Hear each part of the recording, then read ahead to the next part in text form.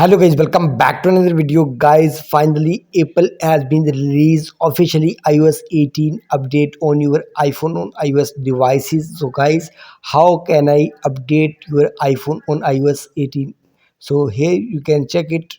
So guys, wait for some second. You can see iOS 18 public version available now on your iPhone. So guys, remember that when you have to update your iPhone on iOS 18, so don't put iPhone on charging during the update.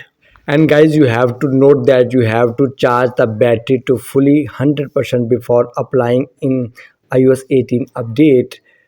After that, tap on update now.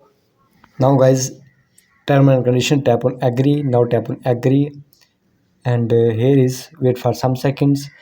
Update requested. It takes some seconds or minutes in update on your network connection, strong or lower connections. Now you can see iOS 18 installing process starting on my iPhone. It takes 4 to 5 hours. So simply make sure you have to stable internet connection, or you have to iPhone fully charged. So guys, I hope this video helpful for you. So guys, please like my video, subscribe to my channel for the latest more updates.